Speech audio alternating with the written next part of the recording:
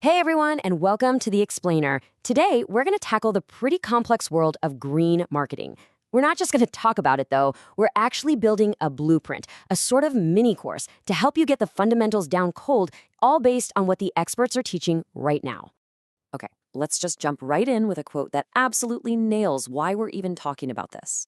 The Marketing Institute of Singapore says it perfectly. The days of just slapping a green leaf on a package and calling it a day, yeah, those are long gone. We, as customers, are way smarter now. We want authenticity, and that means we demand proof. So here's how we're going to break this all down, kind of like a crash course. First, we'll look at the history, then we'll dive into the modern consumer. After that, we'll cover the huge trap of greenwashing, then talk about building a real strategy, and finally, how to tell your story the right way. All right, let's kick things off with Module 1. To really get where green marketing is headed, you have to understand where it's been. This isn't some new fad that just popped up overnight. It's got some serious history. I mean, check this out. This whole conversation started decades ago. The American Marketing Association was holding workshops on ecological marketing way back in 1975. Then you get the huge Brundtland Report in 87, which gave us the definition of sustainable development we still use today. Meeting our needs now without messing things up for future generations. All this academic work really laid the foundation for a massive shift in how businesses think. And this slide right here, this is the light bulb moment. It perfectly illustrates that big shift in thinking.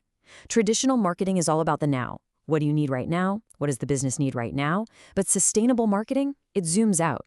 It asks, how do we meet today's needs while also protecting the world for tomorrow? It's a huge move from short-term gains to long-term responsibility. Now, this evolution isn't just happening in boardrooms, not at all. It's being driven by a massive change in how customers think and act. And that brings us right to Module 2, the new conscious consumer. Think about it. Today's shopper is more informed and, honestly, more skeptical than ever. We're not just looking at the price tag anymore.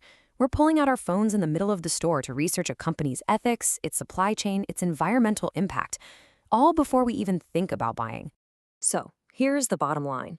All these things, eco-friendly packaging, where materials come from, what a company's policies are, they are no longer just nice-to-haves.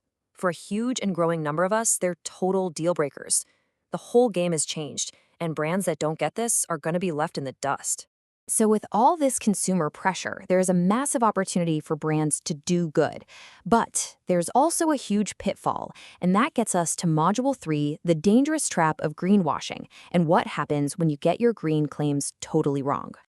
Yeah, it's a word we hear thrown around all the time, right? Greenwashing. But what is it, really? It's so much more than just a marketing buzzword. It's a practice that can absolutely destroy the trust you have with your customers. So here's a super clear definition. Greenwashing is basically when a company spends more time, money, and energy marketing itself as green than it does on actually being green. It's all about perception over reality. And let me tell you, people are getting really good at sniffing it out. Now, this is a fascinating example of how tricky this gets. When McDonald's swapped its classic red background for green over in Europe, they said it was a sign of their commitment to the environment. But it kicked off this huge global debate. Was it a real signal of meaningful change? Or was it, well, just a change in color? It just goes to show how tuned in the public is to whether these claims are authentic or not. To avoid falling into that trap, there's this really handy framework that outlines the 7 sins of greenwashing. It covers the obvious stuff, like fibbing, which is just straight up lying, but it also gets into the sneakier stuff, like the hidden trade-off, touting one small green feature while ignoring a much bigger environmental problem, or vagueness, using fuzzy words like all natural that sound good but mean absolutely nothing. Checking your message against a list like this is just crucial. Okay, so we've seen the consumer and we've seen the massive risks. Now for the good stuff. Let's head into Module 4. How do you actually build a green marketing strategy that works and is, real? And look, it's not an all-or-nothing game. As you can see, there are different ways to approach this. It could be something like green selling, where you're just highlighting an eco-friendly feature your product already has. Or you can go all in with enviropreneur marketing, where your entire company, like Riva's electric car, is literally built from the ground up on a sustainable idea. A truly sustainable brand isn't about a single campaign. It's built on solid pillars like these. You need to have a clear position, messaging that's backed up with solid proof, smart packaging, and a real commitment to social responsibility that's just part of the company's DNA. It's when you bring all of these together that you build a real foundation of trust. And that brings us to our final module. We've done the work, we've built the strategy, so now how do you talk about it? How do you tell your sustainability story in a way that actually builds trust instead of making people roll their eyes?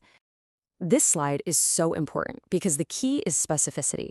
Just look at the difference. A vague claim like eco-friendly feels good, but it means, well, pretty much nothing. It's a huge red flag for greenwashing. But a specific, verifiable claim like made with 50% recycled content, now that's transparent, it's honest, and it builds credibility. You have to choose proof over platitudes every single time. And it goes even deeper than that. Words have power, and in this world, they have very specific technical definitions.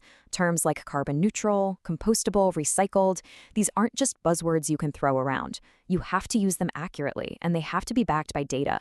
Otherwise, you risk misleading the very people you're trying to connect with.